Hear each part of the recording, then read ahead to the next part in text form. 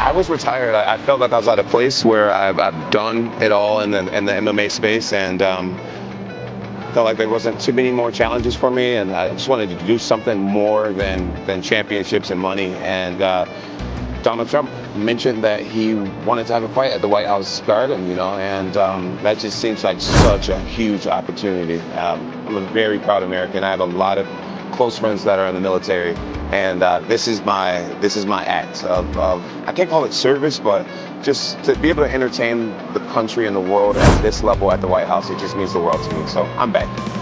Jon Jones just lit a fire under the MMA world again. After months of silence, the former heavyweight champ gave an airport interview that changed everything. He says he's ready for one last fight, one more shot, and he wants it to be at the historic UFC event at the White House next year. He didn't drop names, but let's be real, he's talking about one man, Tom Aspinall. This isn't random. This is perfectly timed. Jones has been out, retired, quiet, no interviews, no drama. While he was gone, Tom Aspinall stepped in on short notice, fought one of the most dangerous guys in the division, and finished him.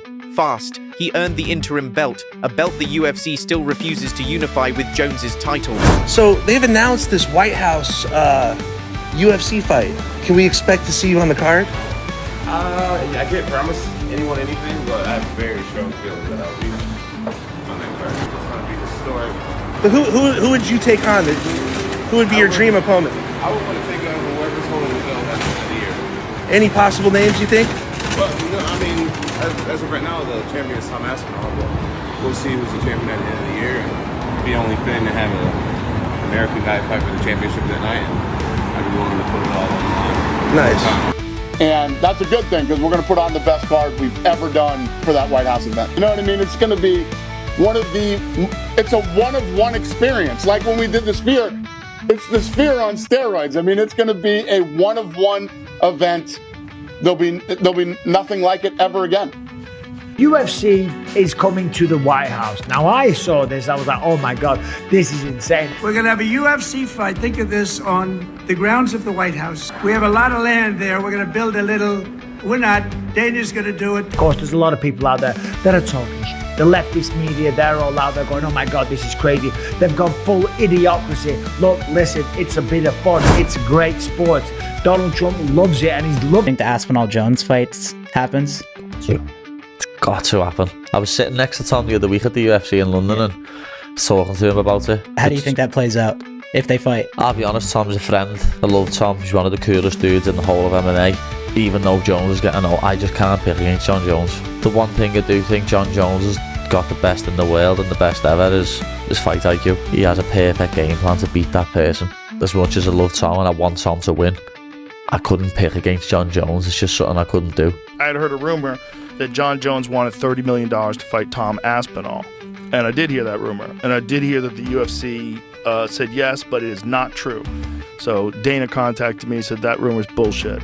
So I felt obligated to tell everybody that was a fake rumor. What do you think the amount is that Jon Jones would fight him for, or do you think it's an amount? Well, apparently Jon is thinking about retiring. Yeah.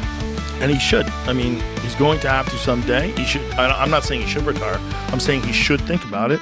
Give the man all the time he wants. He can fight whenever he wants to fight. That's Jon Jones. He's the GOAT.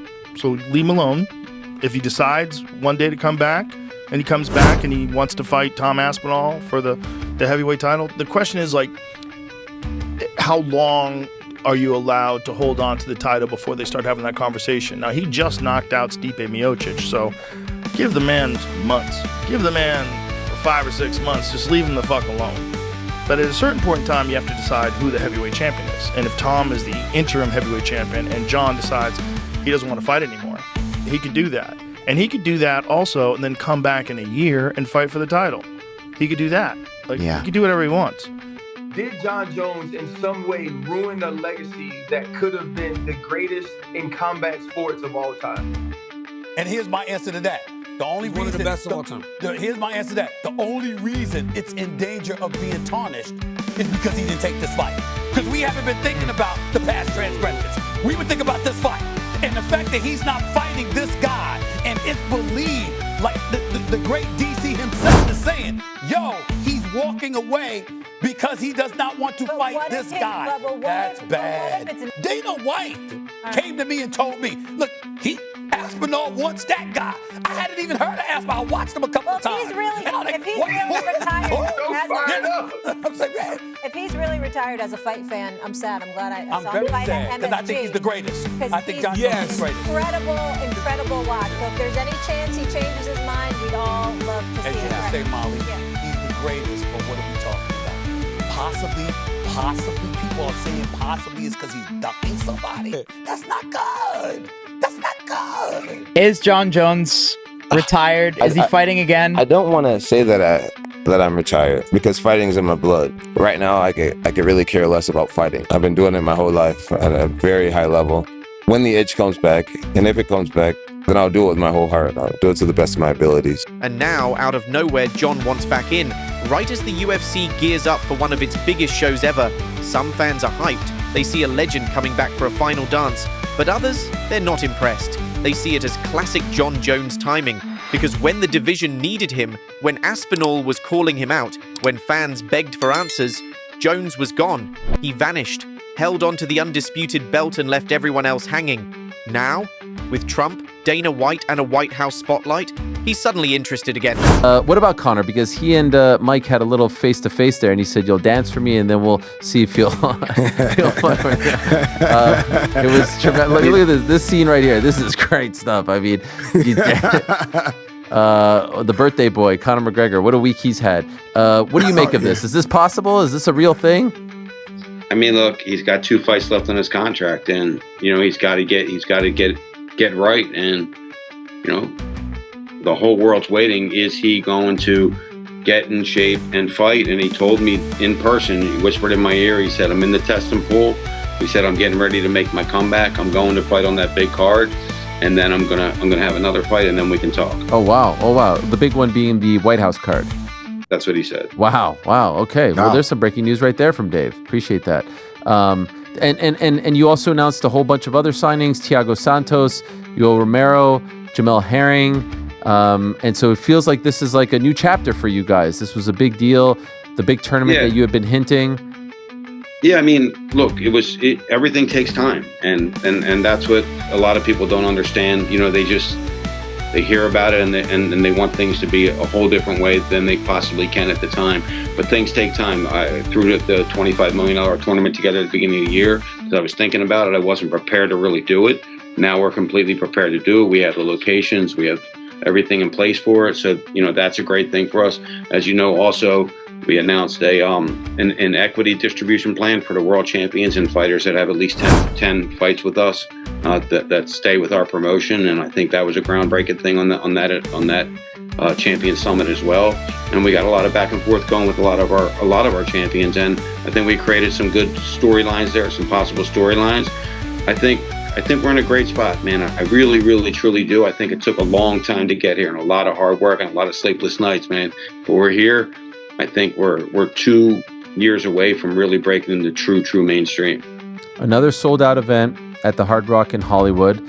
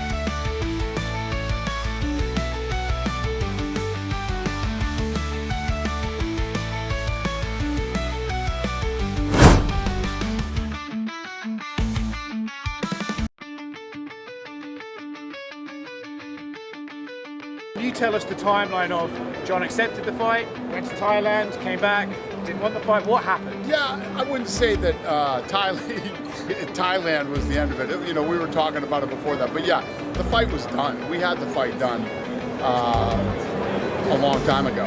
So why he decided not to fight, you guys have to ask him that.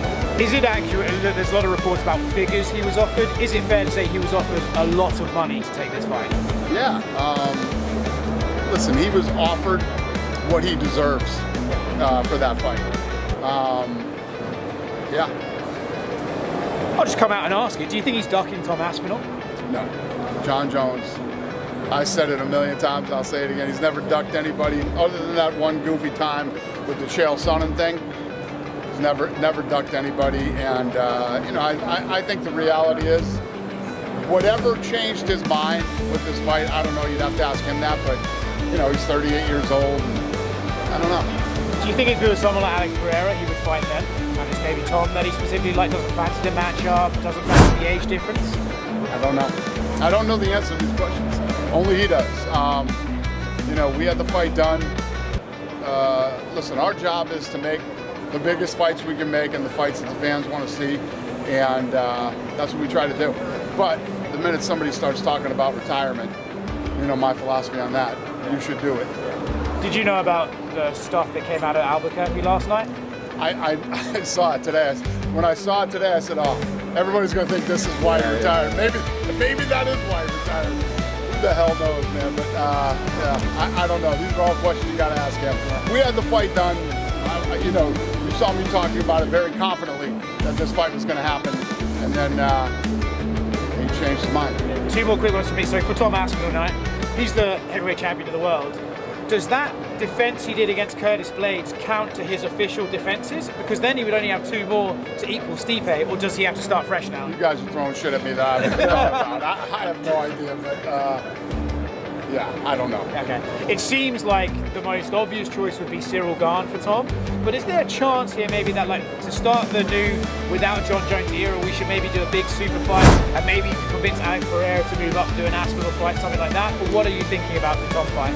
Well, once I get through today, tomorrow starts International Fight Week. I'll be back in Vegas tonight, and Tom will be there all next week, so we'll sit down with him, see what he's thinking, what he wants to do. He's been great through this whole thing, and literally said, I'll fight whoever you guys tell me to fight. I'm ready to go. So I'm looking forward to the Tom Aspinall era. Suddenly, Jon's name is back in the mix, and it's hard not to question the timing. Meanwhile, Tom Aspinall has been doing everything right, winning fights, showing up, ready to go. He even said the UFC already picked his next opponent, but there's no announcement, no promo, no excitement. It's like they're keeping everything on hold, just in case Jon says yes, and that's where things start to boil over. Baku, Azerbaijan, site of this evening's UFC card on ABC. Dana White is asked, maybe 11 or 12 minutes into the press conference, he is asked, what's going on with the heavyweight title?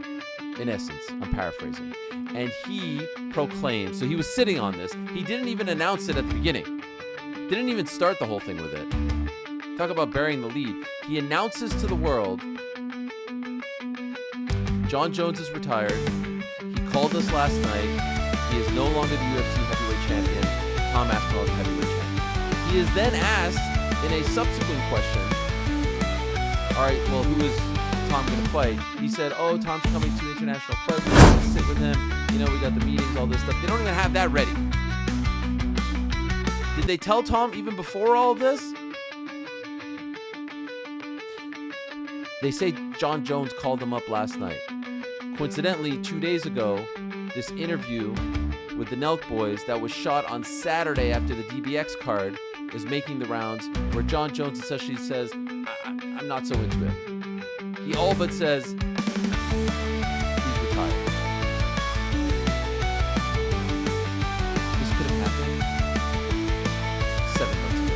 This could have happened on November 17th. The fact that the illustrious career of Jon Jones, the supposed greatest of all time, ends at a post-fight press conference in Baku, Azerbaijan, is a joke. Is an absolute joke. I'm sorry, but this is an absolute joke. Tom Aspinall is going to Las Vegas. At the very least, present him the title. At the very least, do something to make it up for this guy who has been sitting there watching his career just waste away for the past 7 months. Oh, by the way, his last fight was almost a year ago, 11 months. Do something. This is the way it happens. This is the way it happens. Something that could have happened at the post-fight press conference in New York. Jon Jones never wanted to take this fight. And anyone who tells you otherwise is not telling you the truth. As I've said time and again, Jon Jones asked for a lot of money. He asked for the number that everyone was talking about. He's asked for a lot of money, and as I said time and again, he deserved that money. He earned that money.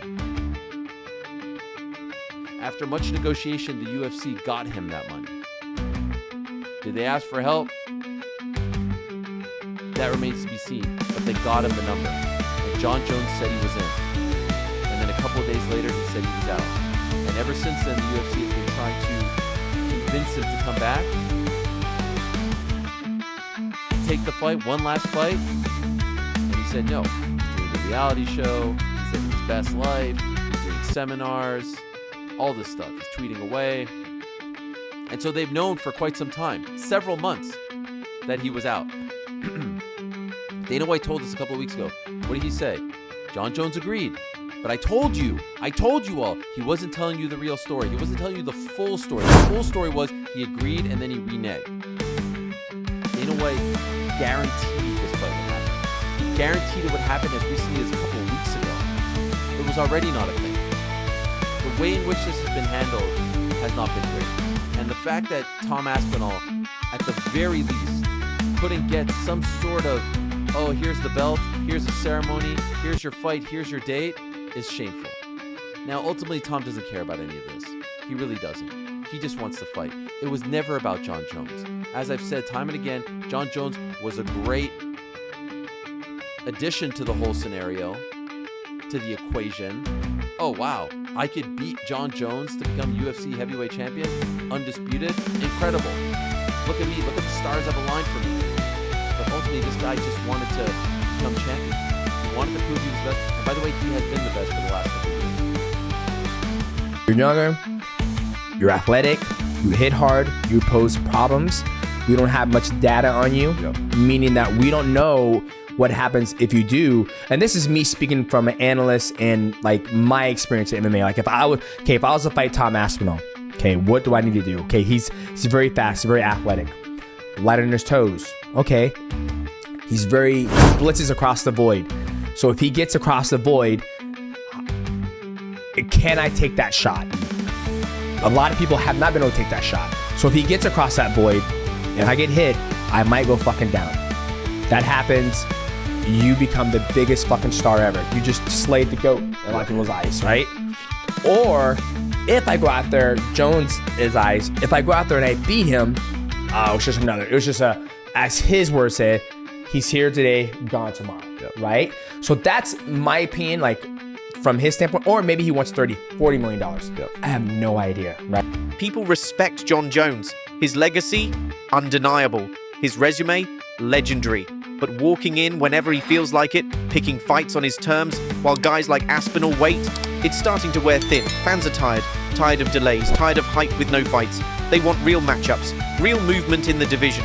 So if Jon Jones is serious about coming back, if this really is about legacy, there's only one fight that makes sense. Not Stipe, not some rising star, not an easy win. It's Jon Jones versus Tom Aspinall. That's the only fight. This is the one fans want. It's the fight that matters, but the clock's ticking, and every day the UFC stays silent about Aspinall's next opponent, it just shows they're still waiting on Jon. Will he actually come back? Or is this just another tease? Because if it's not real, if this is just another headline with no follow-through, fans won't forget.